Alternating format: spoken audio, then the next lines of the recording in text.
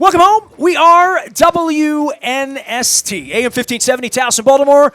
We're Baltimore positive. We're positively at Pizza John's. I do have Raven scratch-offs from the Maryland Lottery. Also, our friends at GBMC putting us out on the road for this. I will be undergoing the mini little nap that they're going to give me on Friday to make sure that I'm PSA clear and all of my men's procedures at GBMC. Big thanks to Dr. Hoskeri. He's going to be coming me on next week. His name is Hoskeri, Hoskere, like Hosker, but it's Hoskeri, and I'm not scared. So I'm going to let him know I ain't scared, but he's going to come on and talk me through one more time the special milkshake and all that stuff. So we'll be doing that 2 weeks from now. Get yourself checked out, guys out there especially, and our friends at GBMC keeping me safe so that I can continue to annoy my audience, my guests, my wife, and my dearest friends, including Mike Ricigliano, sports cartoonist extraordinaire, formerly of the Baltimore Sun, Crack Magazine, and most importantly of Beverly Hills, or is it Mayfield? What is it? It's Eastwood Drive. Mayfield's the Oppo, the park there. Well, I mean, people were asking over at Coco's the other day. Lauraville, Arcadia. You and Ricig at odds over this Bills-Ravens thing or like whatever. And I'm like, nah, man, Ricig had grand twins in Brooklyn, and there was an election. I don't know if you knew, or the right guy won. Good job, guys.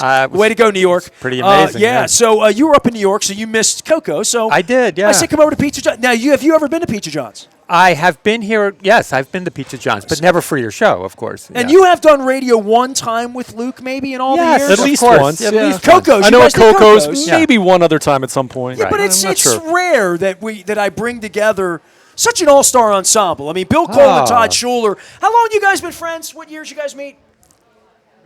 Mid-90s. So 30 years, and it's the first time they've been on a show together. They're awesome. Right, they're together, right? Don't tell them that, please. I mean, I'm just saying, I enjoyed it. but this is Luke's stomp. People don't know Luke's Essex background, so people see that Pizza John's hat that you're not wearing right now. I'm not. Yeah, you're wearing something else. But I figured it's kind of like when you go to a concert, you can't wear the band's T-shirt to the actual concert, right? I mean, that's kind of considered. I've seen it, but it's lame. Yeah, exactly. Yeah. Ricig knows what I'm talking about here. Sure.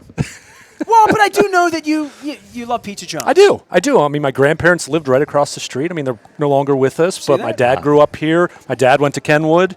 He was born in 1951, so I guess that made him class of 69, right around there. Your dad went to high school with my mother. If I Really? get my mother's high school, you have your Really? dad's high school yearbooks. I have my mother's high school yearbook. I think my mom has it. I'm not sure. I have a yearbook. Okay. I bet your dad is in my mother's high school Probably. yearbook. I'm seriously. went to Kenwood. How did I not know that? I don't know. I didn't know that. I feel like I've mentioned. Oh, I mean, you knew that my dad and my grandparents lived here. I mean, But I didn't literally think right I've across never the heard street. Kenwood with you, the Bluebirds. Yeah. Now we got to say something. I mean, I don't know a whole lot. Yeah, I mean, obviously that was a long time ago. My dad's been gone for 21 years now, but I wanted to do something to honor Heist today because Heist is an Essex guy, even though he was more of a Costas guy. But I know he had a lot of Pizza John's. I mean, he swallowed a lot of aggression, a lot of Pizza John's. Oh yeah. But they're going to put him in the Kenwood Hall of Fame, and I sort of worked something out on that, and I was going to do a little something today. But the Kenwood Hall of Fame guys, we're going to do that next year. So let's get his family, let's get that's Ginsburg nice. out, get some of his buddies out, and That'll be nice. Yeah, did you know Craig? I don't know Yeah, you him didn't know personally, Craig. but Okay. I know him online, of course, Sure. his presence, and he's even contributed to some of my goofy trivia He stuff. knew of so you, yeah, right? exactly. Of course, he yeah. knew of you. So, well, it's good to have you guys together. We're not going to do football in this segment. We're going to do pizza. We're going to do crinkle cut French fries and gravy and delicious cheesesteaks, double provolone, and all that here in Essex. But I want to do some baseball. And Ricig, I skipped out on you Tuesday because of the election and all that. I missed you.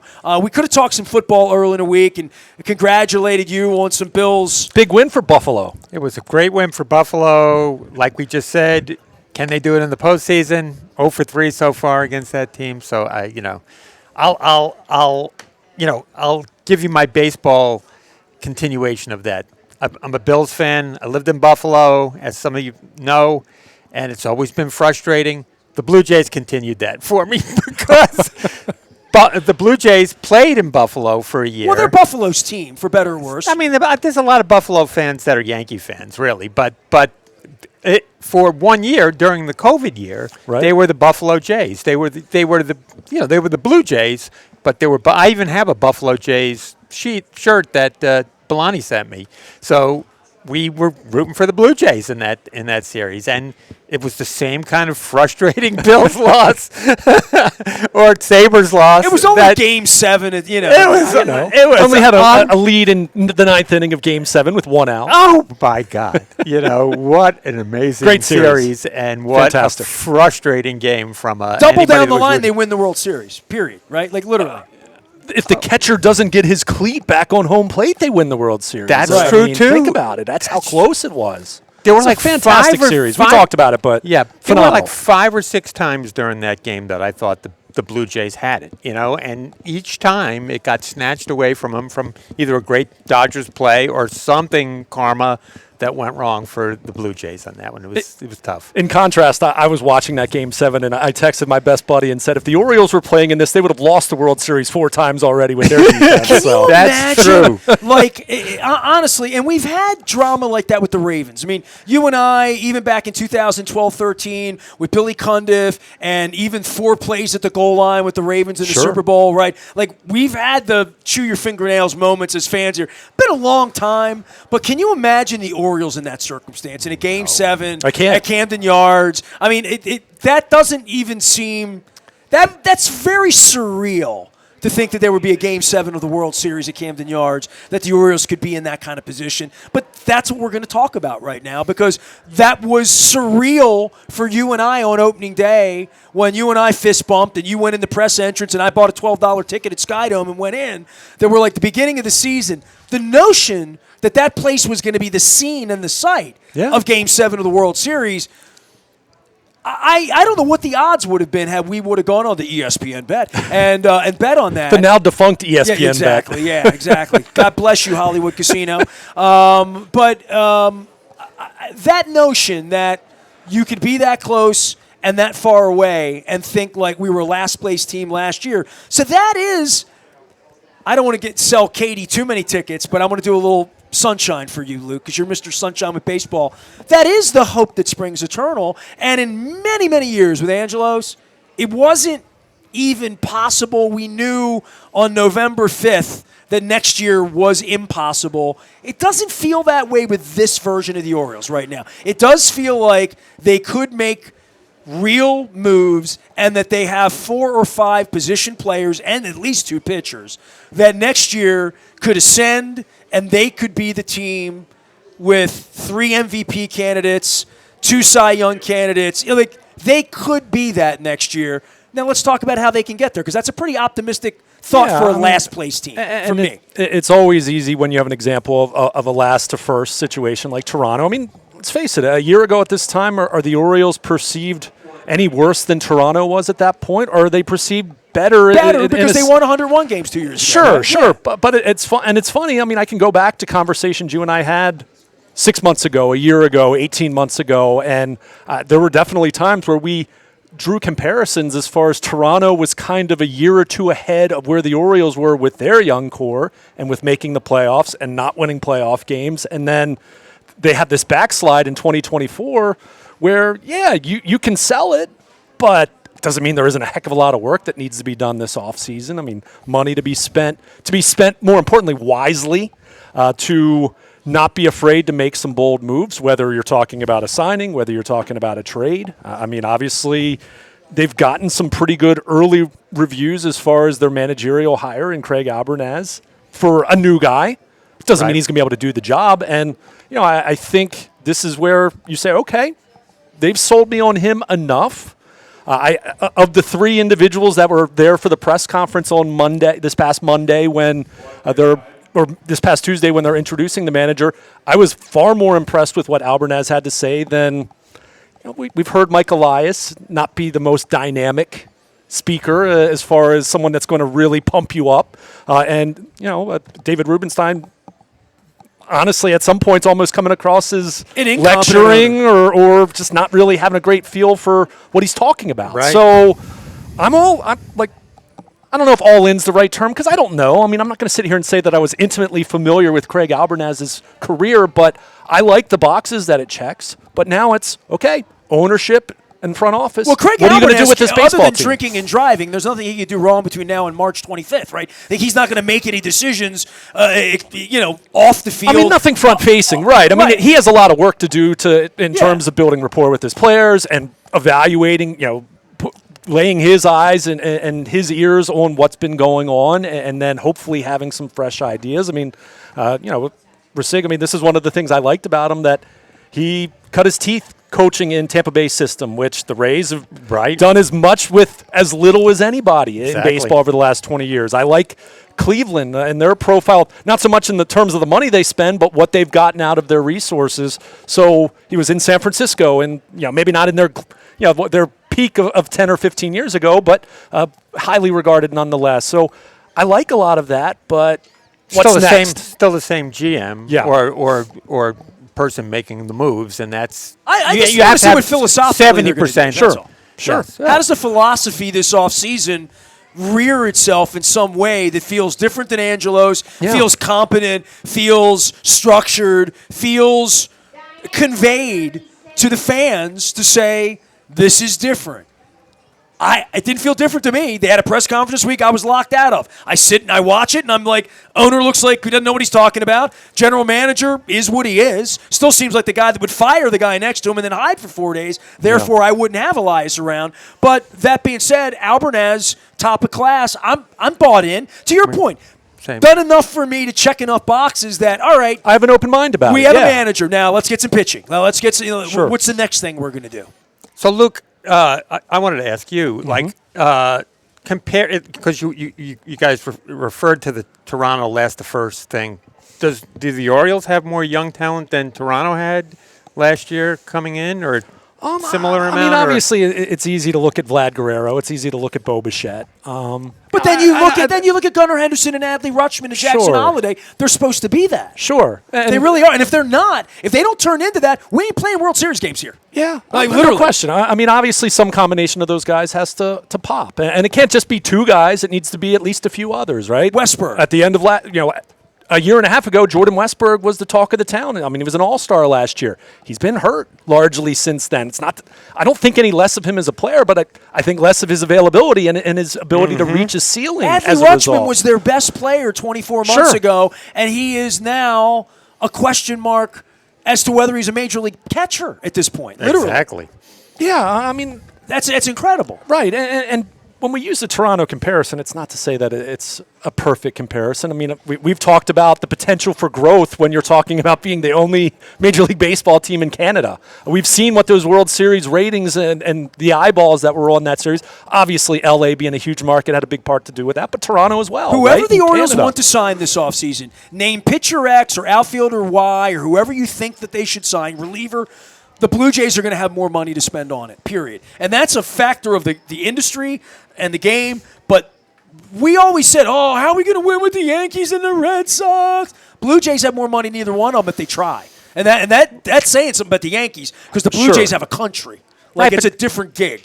But the Blue Jays did try to get some big-name free agents last year. And try to get Ohtani. Didn't, right? I mean, and they just kept trying, I guess, and until they got at least a few guys that signed on. So I don't know if it's because they didn't want to play in Toronto or whatever, but guys like Soto and some of those other guys that were available just didn't go to Toronto, So I don't know if they would come to Baltimore over Toronto, but I don't know if we would have the money to outbid or whether they'd have the gumption to outbid. Because when I say Ohtani to him, he just shrugs his shoulders. And people are like, we can't have him. We can't have the really good things because it's expensive and it costs too much. I don't care what it costs. It ain't my money. You know what I mean? Like, literally, win. You got to win. Whatever cost you have to win, you're going to be more pragmatic about, we can't shop top shelf, and we really don't want to because you always sort of make that case that we don't have to spend that money. But once you say that, then you have to be that much more deft, that much more lucky to not have guys' arms fall off because they could have given $250 million to Corbin Burns. I was just going to say. They could have. Corbin Burns, they lost. I would have applauded too. And that's,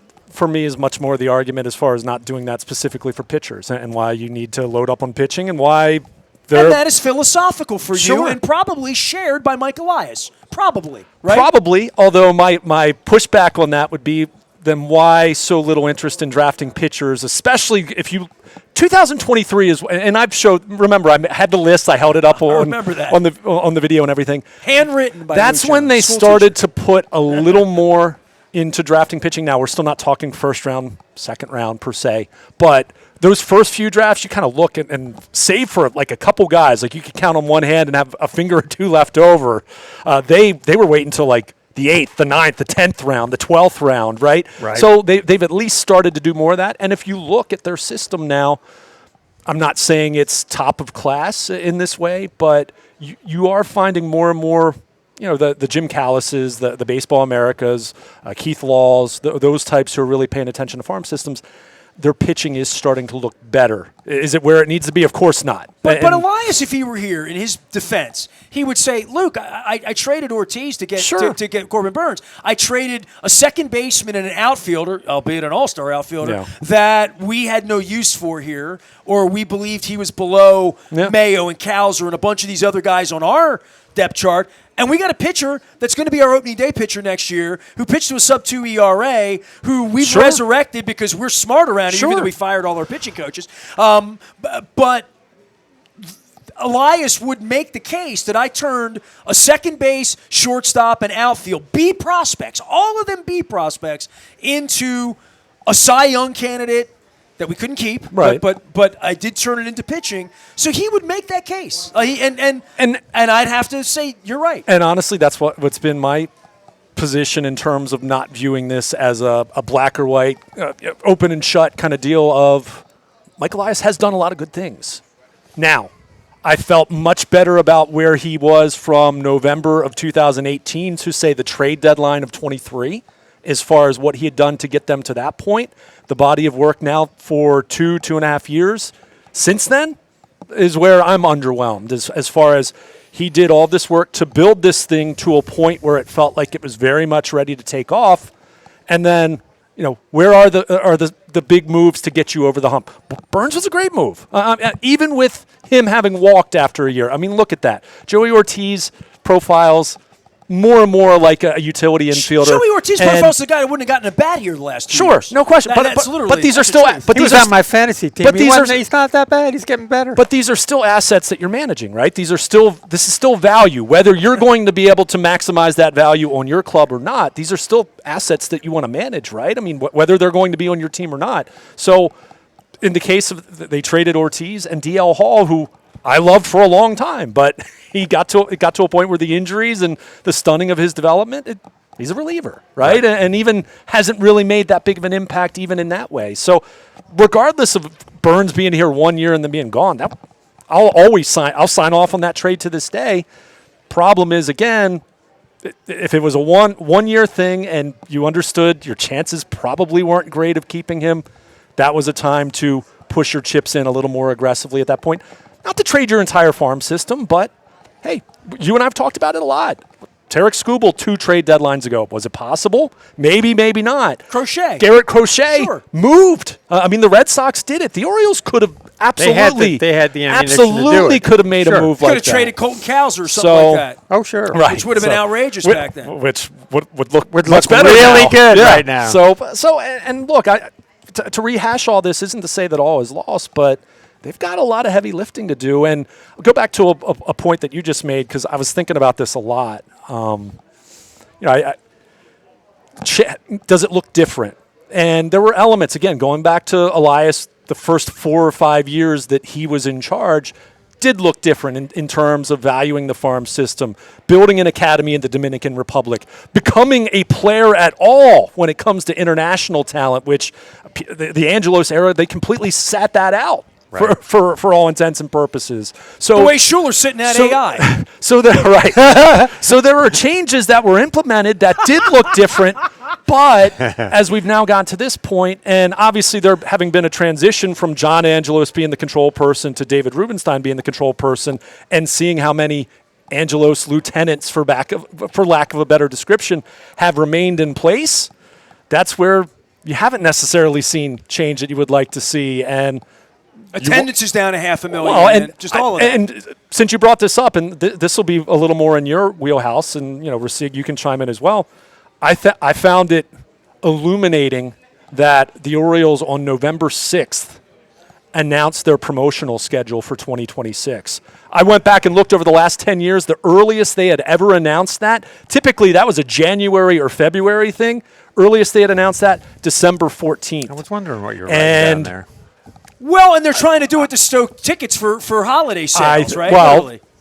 and how much of it is a response to what are Birdland membership sales looking like on the heels of all the changes made at the end of? Oh, you think it's I'm wondering if play? there is some desperation there where they say, "Oh my gosh, because they typically this is done in concert with individual tickets going on sale." When they sent out their press release a couple days ago, they just said that will be announced sometime soon. Oh, so I saw it. It was curious to me. I mean, to be clear, I'm not even saying it's a bad thing to announce that in November. That's something they should have been doing 10 or 15 years ago. However, I do wonder how much of that is a reflection of, oh my gosh, we need to start moving Birdland membership sales, and with the tickets cost rising and there's no more 13 and 29 game plan, they're pushing people to 20 and 40 game plans. Revenue. I just wonder how much of that was a response to, oh, this is not going well, we need to get going. But I will also say, I'm not saying that's a bad thing per se to announce your promotionals in November compared to waiting until pitchers and catchers have reported and people are waiting to potentially buy tickets if they're excited, and you're not giving them that opportunity. I saw that big Kyle Bradish giveaway. I saw that. Yeah, well, they didn't even have pictures. They didn't even have photos. Typically, when they put it out, they have the photos, like the prototype of each giveaway. They didn't even have that. So I don't know. That was my takeaway from. That's telling me that Birdland membership's not going as nearly as well as and it's not a shock based on what we. It's also not a shock to Katie Griggs that we give things away, have people come. Like that is their model at this point. That their model to getting asses in the seats isn't winning games. It isn't their players. It's Star Wars night. It's get a bobblehead. We're going to give you something, and they're not giving it at all. They upcharge. They charge you $5 more for the night the bobblehead's there to pay for it. But it would be a different model if they won more. If they got out of the gate really well and started winning games, it would be well. Their only hope to sell tickets at this point is that. That's all they have. Other than the Cardinals are coming to town or the Dodgers or it's fireworks night. I mean, that there has to be something that feels like an incentive into it at this point for me to get my wallet and give them money right now, because you know what? They're not top of mind right now. They're not at all. And the Ravens are going to play this week and next week and the week after that, and they're not playing for 5 more months. And to your point, you don't think business picks up until they start winning. They can't start winning until June. Well, I mean, literally. That's still going to be the major driving force. And as I've said to you, not just winning for a year or two, they need to do it and sustain that, right? I mean, we've talked, I remember famously talking to you about the Royals having won the World Series, and you had so many friends in KC wondering what that was going to do. They had a nice bump for 3 years maybe, and then it kind of settled back in. Yeah, so everybody in the stadium at Game 4 of the ALCS, everybody was going to have season tickets for life. Oh my God! I'm on the 13 game and it was plan. an extraordinary atmosphere. And then 3 years later, they're in last place, and there's 4,000 people there again.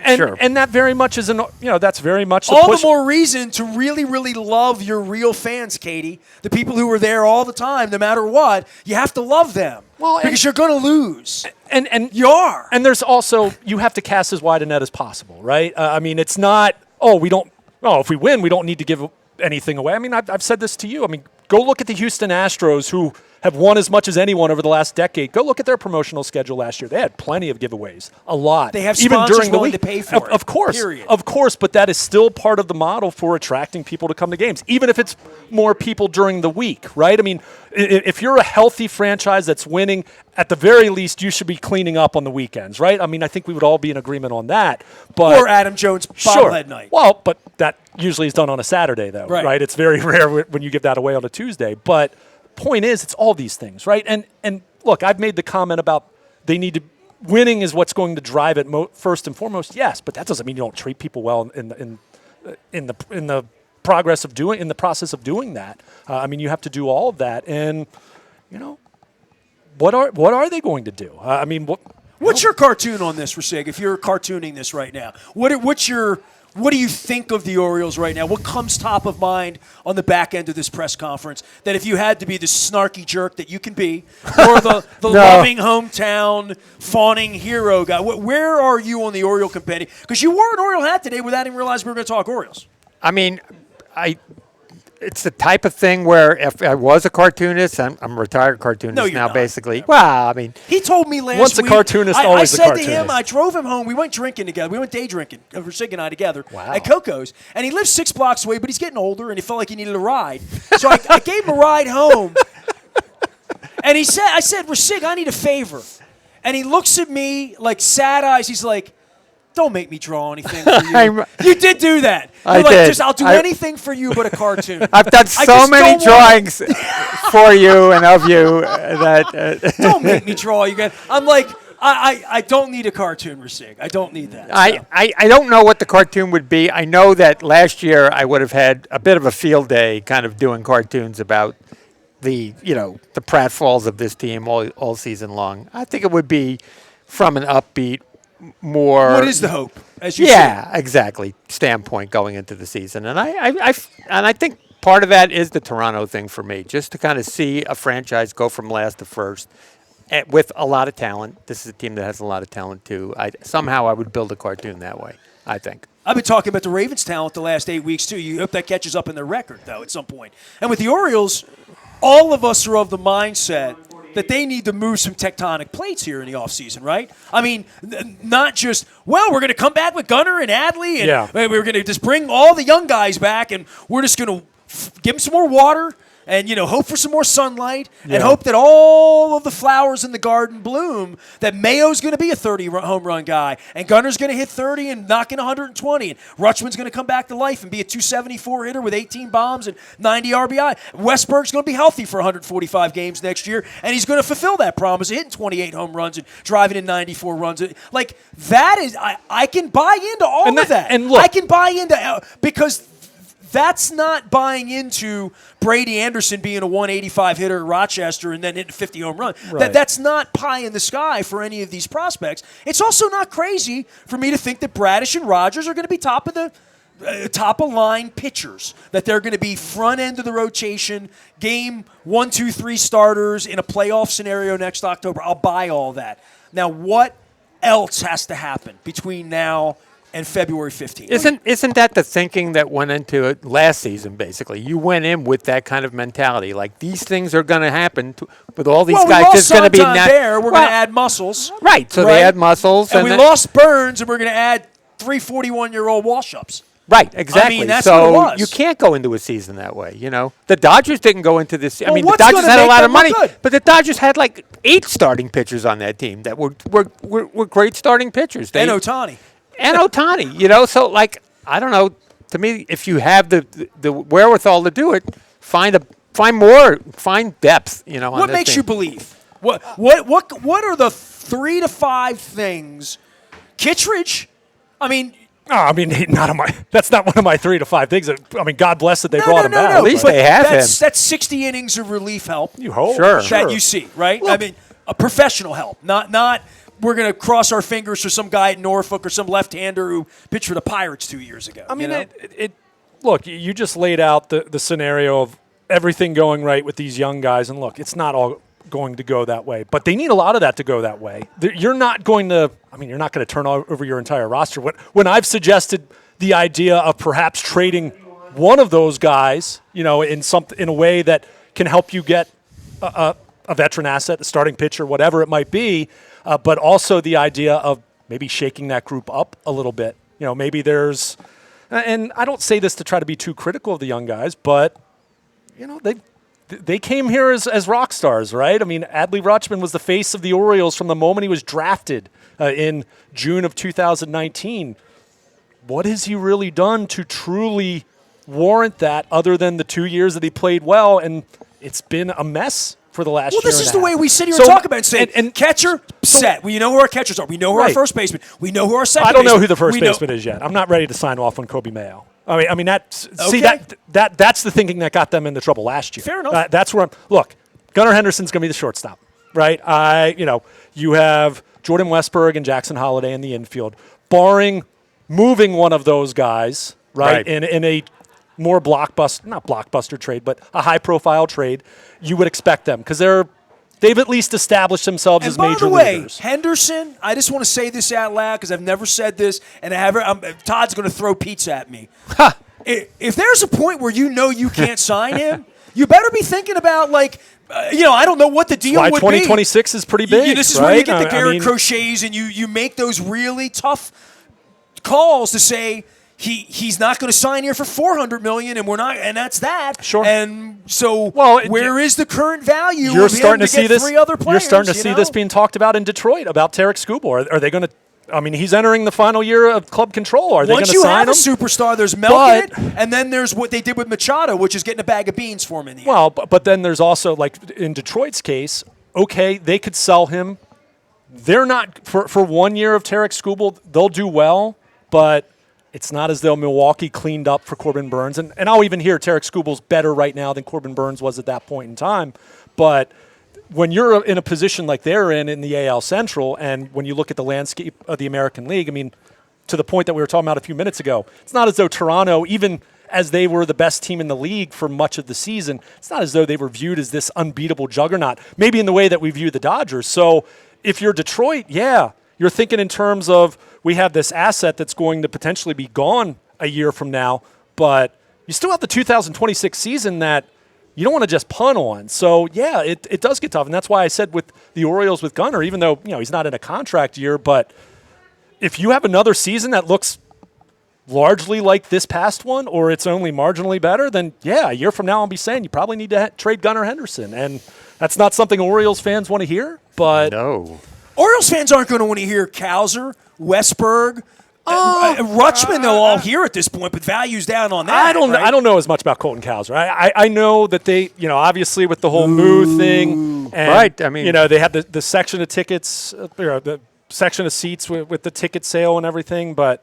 I think Oriole fans would be happy to upgrade his numbers most of those outfield positions on this team if they could. Right. So so you're expecting outfielders and pitching? Oh, they need to. If they don't, they have to find a big outfielder on this team. They have to add one relatively high impact outfielder. Yeah, I mean, I agree. As I've said to you, I don't necessarily view this through the lens that you're going to have three outfielders that you view as playing 155 games each.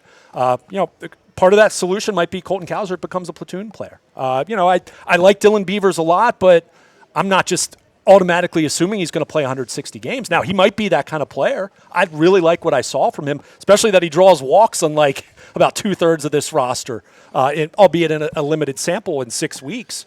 But, those two, Tyler O'Neill's going to be on the roster, right? If he's healthy, he's either going to be out on the IL or he's going to be on the roster. but clearly you're not. Clearly you're not doing any meaningful planning on him being any more than. They give him the press pass. No, I'm just saying you're being tough. Tyler O'Neill. But he's going to be on the. I kind of view him like Grayson Rodriguez right now. Grayson Rodriguez is healthy. He's going to be on the pitching staff. I mean, he's too talented not to be. But is he a plan A guy for you? Of course not right now. Closer? Maybe he winds up in the bullpen. I mean, they're going to have to. The thing, as much as I'm being mean and you're being snarky and we're being all that, he might be a guy that hits 28 home runs next year, right? He better As I said, if he's healthy, I'm guessing you see him play as a DH. If he's healthy, they're going to give him the at-bats. He might only play money. Maybe if I'm trying to draw this up as I always try to say best case scenario, but I'm not in la la land, right? Your most reasonable best case scenario for him might be that he DHs 70 games and maybe plays 50 in the outfield. Right. And then whatever you get beyond that, 120 games is still on the higher end of his career as far as games that he's played in a season. If you can get that from him, I mean, that might be 27 home runs right there. Sure. I mean, he has power. He is not lacking ability. His problem is availability. And obviously that's a huge thing, and it's why I certainly wasn't over the moon about a 3-year Mike contract. Elias about him at this point, right? I mean, if you were allowed to ask questions that pissed them off, you'd say, what did you see in him then, and where are you now? And it's what I just told you. I mean, look at the power potential. That's. But the risk reward on that, everybody in the end, there was a reason he was available. Sure, right? Literally. Sure. And look, I mean, at the same time, it didn't mean that it was a risky bet, is all I'm saying. It was. For the amount of money involved. It was. At the same time, we also need to look from 30,000 feet. It's 3 years, $49 million. Relative to many contracts around baseball, it was risky for what this organization has been in recent years, for sure, but it's not something that should cripple your franchise either. Let's at least acknowledge that much, right? It's not something that they should be thinking is prohibitive for them to go out and spend money this offseason. When you look at their projected payroll right now, it's roughly half of what it was last year because of all the expiring one-year deals that they gave out last year. As I said to you, now they didn't sink a lot of long-term money into that roster last year, but they spent money. The big question was, did they spend it very wisely? And I think that was a pretty emphatic no, save for Ramon Laureano and a couple other guys. It goes back to Craig Kimbrell, right? Like back to the last 2 years, the signings haven't been good and the money hasn't been great. But there's been more money because Moneybags at least appears on the outside in these press conferences to be a guy who's going to go in over his skis. And I would say this, for the $20 million that they urinated away on the outfielder last year, 500,000 tickets, whatever that represents from a loss standpoint, is far greater than $20 million for them. And I keep thinking about Katie Griggs' job, which is getting bobbleheads on sale on, before the pumpkin spice goes away, right? Yeah. Literally. And where their revenue stream is, where their cable television is, where their renewals are, where they're selling Blondell Miller a package over here, trying to get $1 million a year for Todd and Mark to go have a skybox or whatever. However that sales part goes in the offseason, it's not like a normal business. No. Normal business is we sell so many pizzas here, we order this much sauce, we order this much dough. That's how we run the business. Rubenstein's going into this thing incredibly leveraged at $1.8 billion. No matter how much money you think he has or how wealthy he is, he's begging too many people for too much money for me to just think this is like cab fare at $1.8 billion. Yeah. He'd like to lead you to believe that. I have really rich people that would tell you nobody's liquid to $1.8 billion to be thrown around for a baseball team. So they're in over their skis while John Angelos is down in Nashville running around with the money, literally. John Angelos is running around with that money, and they're trying to figure out how to recoup it, how to get money out of the marketplace, how to find lawyers bigger than Blondell Miller-Schuler that may give them $5 million a year for their skybox and their name on the scoreboard and their name on the jersey. And, they're trying to sell all of this stuff, and they get an empty stadium, an empty soul, a last-place thing, a new manager, and we all want them to spend money that they don't have, and there's no vision of where that money's coming from Katie Griggs' vision of saying, what's my certainty even with cable television? They don't even know what channel they're going to be on next year or the year after that, and we're still paying Tyler O'Neill $20 million a year. So I think industry-wise, and you haven't even mentioned the strike, the near certainty of a lockout in 2027. The fact that feels the like business is very dangerous for missing games. This time next year, we're going to have a very different conversation as to whether it's Tarek Skubal or what pitcher we're signing, right? Because they have an industry. We talked about AI being disruptive. Right. They have an industry in major disruption from a media standpoint, an age, gender. National Hispanic Night, Katie, here I am, trying to get affinity groups together and get people to games, yet the agents want $50 million for my baseball player this offseason, and if you want Tyler O'Neill, it costs you $70 million to shop. $70 million for one player would be what Katie Griggs would look up and say, I'm hoping that we can increase our revenue by $70 million next year. Do you know what that's going to take? To increase our revenue by $70 million next year? How many cable television? How many crab hot dog things Stan Jablonski's going to have to bring his daughter into Baltimore? Going to have to create a lot of interest, which is done by having a good offseason and winning. Signing exciting players, signing exciting players, because we're into the expensive season now. We really are. You're not giving Oriole fans, or we're not giving Oriole fans enough credit. I mean, none of us were excited when they signed Tyler O'Neill or Charlie Morton last year. We know those. We know a guy that's 42 or whatever isn't going to be Corbin Burns. Exactly. Yeah. That's the one player that we were excited about was Corbin Burns here in recent memory from a signing standpoint. So They have to find someone like that again, I think. And it might be the outfielder. It might be, someone like that that's going to get fans juiced up for our expectations up for next year. And this is where I always struggle because I'm going to be the level-headed, nerdy baseball guy that will continue to say, yes, spending money, but it needs to be spending money wisely, right? They spent a lot of money at various times during the Peter Angelos era, and they didn't spend it very well. One of the highest profile off seasons I can remember was when they signed, Rafael Palmeiro the second time around, Sammy Sosa and Javi Lopez. How did that work out? I forgot Vladimir Guerrero even played here until I saw a picture of it last week. Yeah, I mean, it was great. I literally forgot he played That was here. fantastic. Jim Thome played here for crying out. Also fantastic that he played here, too. So there's always I love that. But needs an old-timers. Me saying that, I also fully acknowledge, going back to your point, you want this to feel different. And it's funny, I've been thinking about this a lot. And, I'll often cite that, I was 2 weeks old the last time the Orioles won the World Series, and I have gray hair now, thinning hair, all that. I'm old. 42 now. And it's, no, I remember. I got it. I should have said relatively speaking, I'm the ancient mariner here, but I think back to when I was 10 years old, and it's funny because we were talking about the Blue Jays being in the World Series, and I was 10 when the Blue Jays won in '93, and the Blue Jays were the Yankees to my age as far as baseball fans. I was growing up as a kid. Hated Paul Molitor. He didn't know good. And good from. But I think about it in those terms. I think of growing up as an Oriole fan in the late 80s and early 90s. 1983 was still fresh in many people's minds, but to a 10-year-old, that might as well feel like it was a century ago, right? How you feel about time is so relative, depending on your age, right? Now you think about when you're 40 or you're 50 or you're 60. I mean, 10 years ago feels like 10 minutes ago, right? But it's funny. Right around that same time in that era, Cleveland made it to the World Series in 1995, right? And that had been, 41 years since they had last won the pennant. 54 was the last time they'd been to the World Series. 48 was the last time they had won it. And I can remember trying to contextualize that as a kid, and that felt like, oh my gosh, the Indians have been so bad for so long. It's now we're going on 42 years since the Orioles last won the pennant. I mean, they have been way closer to the Cleveland Indians for 4 decades now than anything resembling the Yankees, the Red Sox, the Cardinals. Joe Charbonneau. No, they have all those great characters. So much of this, as much as I try to be level-headed and say, you don't need to have the highest payroll in baseball, and you don't. And you don't need to spend some arbitrary amount of money to show your fans you're trying to win, because you don't. But at the same time, enthusiasm does matter. Branding does matter. Recruiting fans does matter. And that's where I look at this offseason, and I don't know if Mike Elias has the chops to do those things.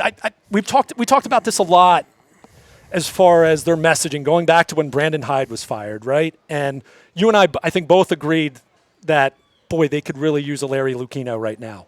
In terms of not someone that's going to make the baseball decisions, but someone that reminds Mike Elias that you need to see the forest for the trees, reminds ownership that you need to see the forest for the trees. Cal Ripken was perceived as being this, and that's fake. That's fake TV. And to go back, that's reality television. And to go back to my point here, that I'm kind of rambling here, but it's been 40 plus years now. You hear a lot in today's society about my truth or your truth, or and there's subjectivity there, and there's a contradiction there that kind of drives me nuts.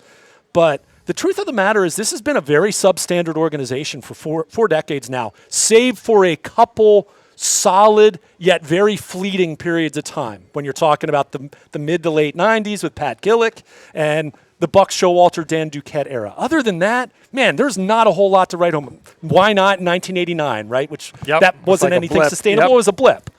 So part of that is someone, and this is the problem when you have the Angelos people that have been retained.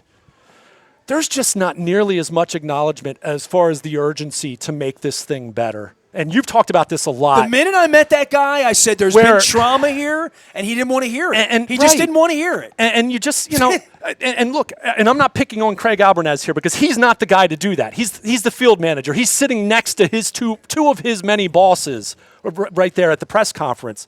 But he talked about the Orioles tradition. That tradition's really freaking old at this point in time. And I don't say that to be disrespectful. And look, Craig Albernaz, like some people picked on the fact he's got a Massachusetts accent. Brooks Robinson wasn't from Baltimore, and yet few have ever epitomized the beauty of Baltimore sports and Baltimore sports athletes. Even than Buck Brooks with Robinson. his Southern drawl. So it doesn't even need to be that. But, yeah, man, it just – instead of like trying to gloss over these last few decades, and look, I'm not saying they need to get in front of the cameras and just like flog themselves or any, like, it's not anything crazy, but like, come on, like, well, I want to see more urgency, and it just feels like everyone's way too comfortable considering what happened over this last year and how this new ownership group has already squandered a heck of a lot of goodwill in a year and a half. And I don't say that meaning all is lost, but man, there needs to be some urgency this offseason. I thought that last year. We were sitting here with Dave Sheinin 7 months ago, talking about the beginning of baseball season and how it felt like an underwhelming offseason. I didn't think it was going to go as poorly as it did, but now that it has, man, Mike Elias and this ownership group, they need to rise to the moment, or I kind of shudder to think where this thing is going, because you've already lost 2 generations. A lot of people in 2 generations of Orioles fans, potential Orioles fans in this greater region. And I think you're going to have more and more people that just check out and don't come back, because we are increasingly in a niche society. Even when it comes to sports, the NFL is about the only thing that still consistently draws great numbers. And we wouldn't have said that 2 years ago, because we were turning that corner and we were like super excited. And that's not to say it's not salvageable. And assumed that it would just go this way, and never considered that it would go like that, Yeah. Well, the last time you guys got together on my show was 2 years ago, right? It was a completely different vibe. New owner, Corbin Burns, all of this stuff that was going on has been, to your point, squandered. I mean, and again, I'm not saying that this is all doomed, but man, like, you got to go, and it goes back to what I said about even in the micro when you're talking about someone like Gunnar Henderson, heck, even if you're of the thought, even if ownership is of the thought, let's say Arougheti thinks that they want to sign Gunnar Henderson, you better start winning, because he's going to get that money somewhere. He can get that money just about. I don't want to say anywhere. There's 8 places. There are 12 different places you can get that money. So you better make yourself as attractive as you can be, so that when you're ready to hand him that blank check, he says, hey, we won the division, or hey, we made it to the World Series, or hey, maybe we won a World Series 2 years ago. I believe in this place. When you say urgency, to me, that means that you make news, you're out in front, you keep people engaged. It's got to be smart. I don't think they know how to do that. And they might not. I literally don't think they know how to do that. And they might not. And that's where I go to, okay, if you're not going to make major headlines in the winter, then probably your ticket sales are going to suffer. Not probably, they will. And then you are completely dependent on winning then. And to your point, when is that going to show up? That probably won't show up till Memorial Day. If they start 20-5, okay, they're not going to sell out the last week of April if that happens. But you'll see a nice bump for the summer. But the real bump now, dude, is your mother buying cable television in May after she and buys the April month, and that's the part because she likes the Orioles, and then it's so all difficult. of a sudden it's $20 a month and it's June and she hadn't watched the games, and then she just put from a revenue standpoint, that was just automatic revenue from my mother and Stan's father and mother in Dundalk that just had cable, and it was just $40 a month that got sucked out of the Jablonski household, the McGurgan household, the Ricigliano. Just all the money went to them. Now they have to go earn that money post to post, person to person, house to house, account to account, subscription to subscription. There's no way they're not going to get less revenue. No way. And that's one of the reasons they all want to walk out and fight next year. Sure. And the reason the players want certainty, and that there could be a salary cap, maybe, if the Players Association thinks different than it did 50 years ago. But the revenue model for them, if I say, Katie Griggs does not want to sit here and talk revenue model with me. Neither does Mr. Moneybags. It's very cloudy. Because even if things go very well on the field the next couple years, it's very cloudy. It's not to say it can't go well in the future, but how you're going to get there. Millions of people in this area to just literally open their app and start giving them $150 or $200 a year to have the games. I think I think it's how many people are really going to do that. I think you can get plenty of people to do it $20 at a time, like you can, which Masson this past year when they finally went to the direct-to-consumer model, you could do it $20 a month, or you could do it where you paid for the rest of the season and they gave you it was $10 or $15 discount.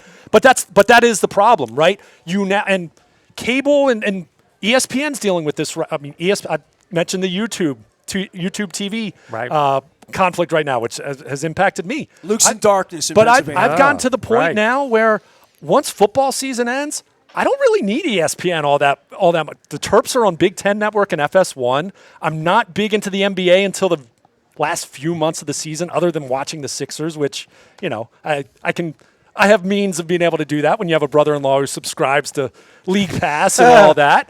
Yeah. But they're very much, to your point, it used to be everyone in the region the Orioles got $3 from everybody that subscribed to cable TV or satellite. Now it's, boy, you better find, just to stay level with that, you've got to find 1 out of 7 people, 1 out of 7 households to give you that, right? I mean, that's... the example I used, and I told this story on the air earlier in the week, Luke and I went, by the way, Ricig's here, Luke's here, we're Pizza John's. We're eating pizza, eating French fries, all brought to you by the Maryland Lottery, Raven Scratch-Offs. Luke and I went to Toronto for opening day, and I cut my foot open walking around. My foot was a little dry, cold in Toronto in March, and I was bleeding, and I didn't feel like going to the game the second night, and I had to buy a ticket, and he had a press pass, and we're there, and he's going, and so he left, and I said, I'm going to stay in the room and watch the game tonight, or I'll go to a bar. I'll go down to Keg.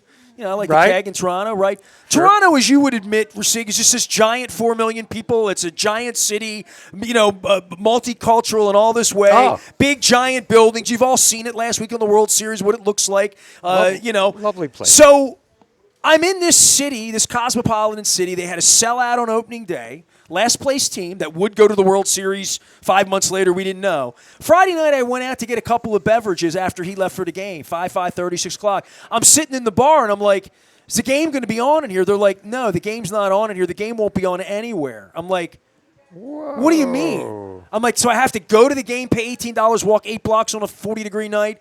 I have to go to the game because I can't get the game. They're like, no, it's on Apple TV. No bar will have it. No one will have it. Yeah. But the Raptors will be on. The Raptors will be on every television, and the Maple Leafs weren't. Well, they weren't playing that night, but they weren't playing. Although like the NBA, there are games on Amazon. There are games on Prime now. That's all well but and that's good. But I'm going to tell you what. I agree. On a Friday night, if I come into Pizza John's it's a problem. with my family, no doubt, and there's TVs here everywhere. There's football on here right now. Yeah. There's always a game on. Right. There's always.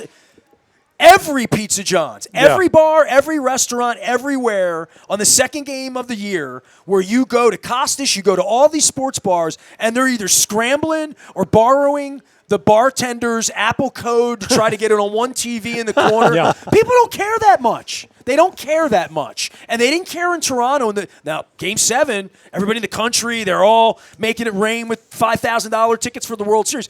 But I'm telling you, the second night of the season, you couldn't go anywhere in Toronto and find the Blue Jays on television. Tell me how that's helping them. Tell me how dumb that is, that if I were the commissioner, I would have to step in and say, we can never do a deal that's going to turn our sport off everywhere in the city except for some subscription. And this is where I want to get personal on it, because I had a problem last week. Last Thursday, I flew to Nashville to see the Sheryl Crow, Cameron Crowe symposium. And the game was going on at the same time. Now, in a modern world, I get the game on my phone. I sit and watch the game. We do the struggle that I had, and my kids in Amazon Prime and getting it down, using the password, getting the $8.99 and the $12.99 a month. Right. I think I put my daughter-in-law into an $8.99 package if I don't get off of that thing in the next 21 days. Right. Like, literally, I had to get in order to get the game. And it's the first time in my life I'm here. It's my gig. I want to watch the game. Which game was it? Was it? It was the Ravens. The and Ravens the Dolphins. Dolphins. Oh, the Ravens Dolphins game. Sorry, Thursday night. Which was on MAR locally, but right. it was but on I as a was prime. out You were of in market. Nashville, It thought my daughter-in-law was in market. I had to activate my location in order to make it work, but because my daughter-in-law is registered, I don't know. Either way, I literally got it working at 7:13 Central Time. Like, literally, when it came on, finally, I'm like, I'm just going to give him the effing money. You know, I'm just going to give him the $9. I got to watch the game. And The feeling of that is to never let it happen again for me. Never let it happen again that I get pinched somewhere where I have to give these companies, give Amazon $8 and start pulling my credit card out. And maybe that's an old guy thing. Young people don't care about it enough to do that. I mean, and they don't have the finances to do it. So I worry about their revenue model, and I really, at heart, and I thought about this last week, I worry about their arrogance. Because there's an arrogance built in that you need it, you want it, it's oxygen for Luke Jones to have baseball. Yeah. And I'm telling you, Luke, you can look me in the eye. You're in your 40s. When you get to be my age, you will care less about it. You will, having done this professionally. And then you're going to say as to whether it's worth $200 a year, $400 a year, whether a concert's worth $20 last night or $100 last night or a beer, there's going to come a cutoff for all of it. Yeah. And I think, especially college sports, they've taken this for granted in a massive way, and baseball's been on the front end because the grim reality that you presented of 42 years of substandard operating is their reality. Yeah. They don't believe that. They don't acknowledge that behind closed doors. So, denial's a river in Egypt, and they're in denial. The fact that they don't let me into their press conferences and they don't want real questions, they're in a different sense of what their responsibility is after taking $600 million to kick you out of the press box and put you in left field and build a bigger scoreboard for everybody next year because they think that's what Sashi Brown had the audacity last week to say, we've listened to the fans. They want more premium. Yeah, right. Come on, dude. Yeah. Come on, man. Come on. I thought, and again, this goes beyond the Orioles, and this is happening in all the sports. I mean, it is. Well, there's a Katie Brown and a Sashi Brown in front of all of this. But to your point, with a Harvard education and an arrogance that goes along with it, literally. This was probably about 2 months ago at this point in time. Adam Silver, the commissioner of the NBA, made such a fascinating comment. He said that the NBA is a highlights-based sport. And I think to go back to what you mentioned as far as your dilemma as far as being able to watch the Ravens game 2 weeks ago on Prime. Look, so many of these games, especially talking about baseball, I mean, the Orioles haven't been on over-the-air TV. And, you go back to the days of O's TV when half the games were on MAR and WNUV and the other half were on home team sports. And, you sprinkle in a few ESPN Sunday night games. You know what I mean. So we've paid for games. It's just now – it used to be one cable subscription or one satellite subscription. Now you need 5 of them. Well, the a la carte if you want to is... So going back to what I was saying about the Adam Silver comment, I think these leagues would tell you, you know what? Like they're not going to say this. We don't give a fudge if you can't easily access all 162 games or all 82 games in the NBA or the NHL or not so much the NFL. That's kind of the but even then they'll tell you, well, hey. If you want to watch your team play on Christmas, you better have a Netflix subscription. Well, the difference with that Thursday night last week, so everywhere I walked in Nashville, the game was on in the bars. That's a more exclusive product because it's the NFL. It's the NFL, correct. There's more. They have a scarcity principle that they clean up on compared to so much product that these other sports have. But they would tell you the revenue is so much better for them overall to do it that way that they don't care if you end up skipping out on the Apple game. If it means they don't care about you. Yeah. They don't care about you. This goes back to my ESPN. Arrogance. Boom, right there. My ESPN YouTube TV conflict right now. They don't need you. Google, Alphabet. You're talking about a multi-trillion-dollar company. They don't give a fudge that YouTube TV doesn't have ESPN right now. They might at some point in time, but they're trying to keep their costs down. They have lawyers for that. And, and Disney on the flip side, Disney has, ESPN now has their own direct-to-consumer package. They own Hulu Live, their live TV package, and they just purchased Fubo, another cable-like streaming live TV package. So that right there makes me question right off the bat whether Disney's negotiating in any kind of good faith with Google. And as I said, like Google, so long story short, and it brings it back to what I was just saying, they don't care about us. They care about our wallets. And if they're getting, if their bottom line says it's way better to have a deal with Apple, even if Luke and Nestor can't watch the Orioles for those 3 times a year, they're going to be on Apple. Well, the Orioles better worry about your wallet. Sure. No. And look, this goes back to they don't want your wallet. This they goes back need your wallet. Sure. He put $1.8 billion out, and they're upside down, and they're hemorrhaging. And they have no business plan, and they're about to go on strike a year from now. Oh, but other than that, I hope they have a hell of an offseason. And that's why the 30 owners want to split up all that TV revenue equally. I mean, or not all 30. The ones Ain't that socialism? The ones who aren't the ones who aren't the Dodgers, the Yankees, the select half dozen to 10 biggest markets, all the mid and smaller market teams, they want to split that all up.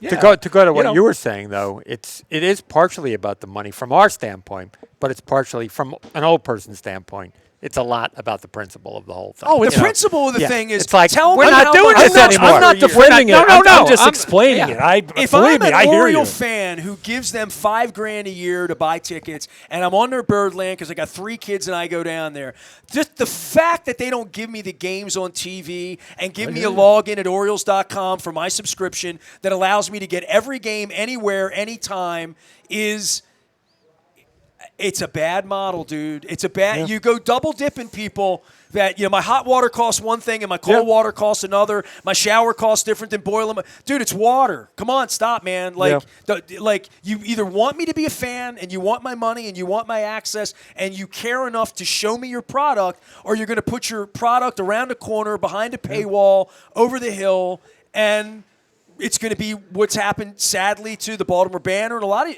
Baltimore Sun. I get a headline, but I don't go over the hoop because whatever, and that's a problem for journalism all the way around. Paying for journalism, paying for sports, paying for adventures, paying for online things, and then the part where you give them your credit card and 3 years later they're still soaking you. That's the part. That's the old guy for me. Sure, that's the part for too. me. Yeah. Is that like I don't want.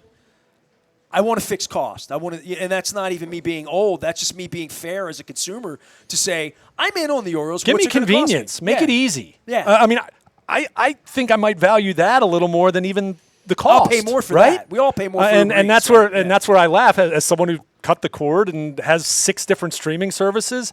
It's a pain in the butt sometimes to figure out what 6 games on what. passwords too. Yeah, no doubt. Man, and while I'm still saving more money than when I had a subscription to DirecTV for whatever ungodly number it was at the end before I finally said goodbye to it, it is a pain in the butt. And there is, and with so much of this being splintered and fractured and all these games are divvied up, they are training me as a consumer, as a fan of whatever sport I'm talking about, where, you know just what? say no. There might be 2 or 3 Orioles games where I'll just listen to it on the radio and I'll watch a movie, or I'll follow it on my phone and I'll see some to go back to Adam Silver's point about the NBA, I'll see the highlights on social media later on. Or you can do what I do every Friday in baseball season and say, fudge that Apple TV.